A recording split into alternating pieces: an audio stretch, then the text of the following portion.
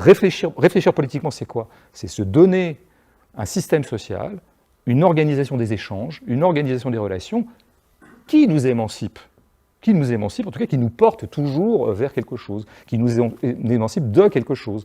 Et là-dessus, ce n'est pas la liberté qui aura opéré à ce moment-là. Comment ça se fait, le changement d'un corps social? Ça se fait par des mouvements collectifs.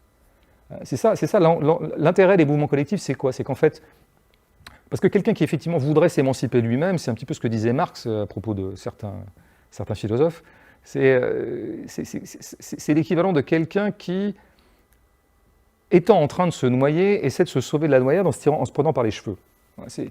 Oui, c'est vrai qu'il y a une espèce de contradiction interne à dire « je suis aliéné par quelque chose et je vais m'en émanciper ». Non, parce que précisément si j'y suis aliéné, c'est que je ne peux pas m'en émanciper. Donc c'est vrai que livré à sa seule force individuelle, l'individu ne peut pas s'émanciper. Alors, sauf dans les cas que j'ai dit tout à l'heure, où il y a comme ça des constitutions sexuelles, des constitutions psychologiques qui parfois viennent percuter la détermination sociale stricte.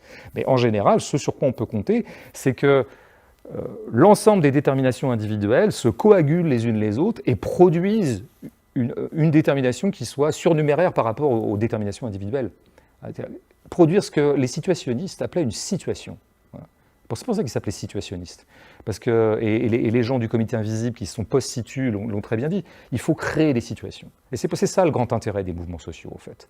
Indépendamment de ce qu'on espère, de ce qu'on revendique ponctuellement, parce qu'il y a toujours une revendication, mais le mouvement social, en tant que coagulation d'individus, il est toujours porteur d'émancipation. Parce qu'à ce moment-là, on crée quelque chose entre nous qui est un corps qui est supérieur à la somme de tous, et qui nous permet d'être pris dans des forces qui peuvent nous porter beaucoup plus haut que ce qu'on croyait. Cette